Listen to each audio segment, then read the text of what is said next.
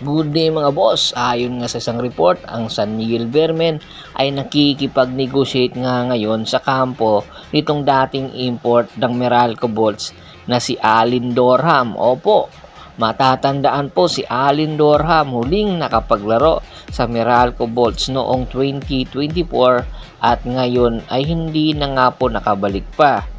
Pero pagkatapos ng kanyang stint sa Meralco Bolts ay lumipat ito pabalik ng Japan B-League para maglaro doon sa Saga Balloners. Ang Saga Balloners po ngayon sa kasulukuyang 2026 season ay wala na po doon sa roster, sa official roster itong si Alin Dorham. Dahilan para nga magka-interes itong San Miguel Beermen at si Coach Leo Austria na kunin ito bilang import sa paparating na Commissioner's Cup. Opo, sa edad neto ngayon ay hindi na po ito katulad ng dati, pero sa experience ay magagamit talaga itong si Alin Dorham ng San Miguel Beermen.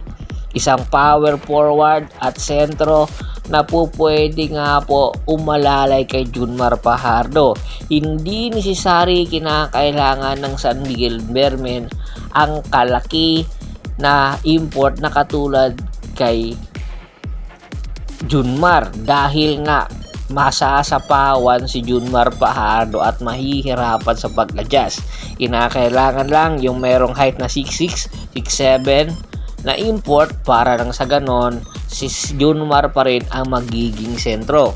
Kaya nga itong si Alin Dorham ang kanilang gustong kunin dahil nga experience nito sa PBA ay napakaraming taon po nitong paglalaro ay alam niya na yung mga sistema at galawan ng PBA at hoping ang San Miguel na makuha nila itong si Alin Dorham dahil kailangan nga nila kahit nagkakaedad na ito, 37 na po, pero kayang-kaya pa rin makipagsabayan itong si Alin Dorham at hindi pa naman po siya nag-anunsyo na magre-retiro na. Kaya inaasahan ng San Miguel Beermen na matatapos ang negotiation at okay ito bago pa magsimula ang Commissioner's Cup sa paparating na March 11.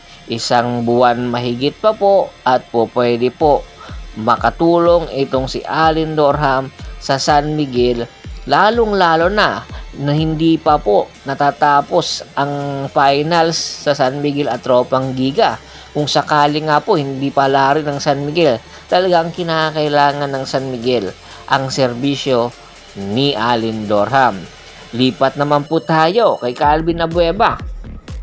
Sa interview nga po or ayon mismo kay Idol Snob Badua sa kanyang podcast, itong si Calvin Abueva ay nakikihingi ng trade sa kampo nitong Pure Blend Titan. Oho po, humihingi po ng trade itong si Calvin. Gusto niyang mag-out na sa Pure Blend Titan. Hindi po alam ang dahilan, pero alam naman po natin na itong si Calvin minsan matampuhin po ito. Pero ayon sa commentator na si Idol Snob Badua, mas mabuti na manatili ito sa Pure Blend Titan dahil nagkakaedad na si Calvin at wala na nga daw pong pupunan ang magtitake kay Calvin Abueva. Oo, maganda ang kanyang performance, pero pagbabasihan ang edad ay hindi na nga po magtatagal si Calvin. Pero mayroon din naglalabasan kung sakali man po mayroong kupunan na magtitake ngayon kay Calvin Abueva, ito ay ang Barangay Ginebra San Miguel.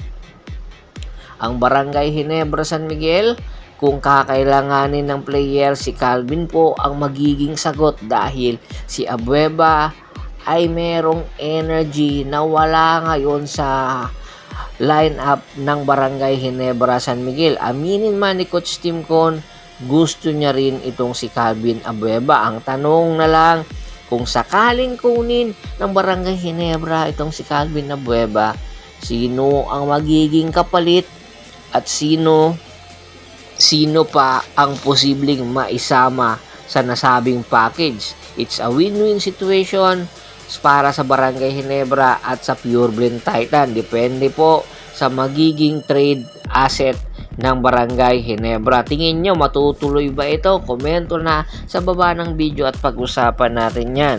Once again, this is Percival Monteron at your service.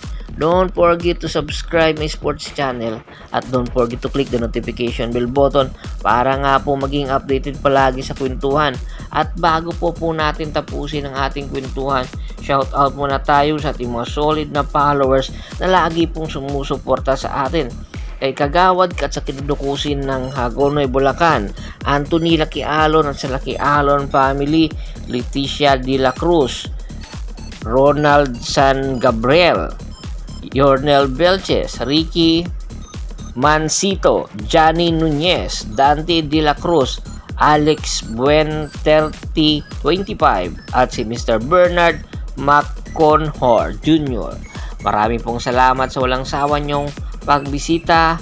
Pakibisita na rin po ng Facebook fanpage ko na Hapres PH3, Volgoso at Bostor para po sa mga karagdagan sports balita. Hanggang sa muling kwentuhan, maraming salamat po.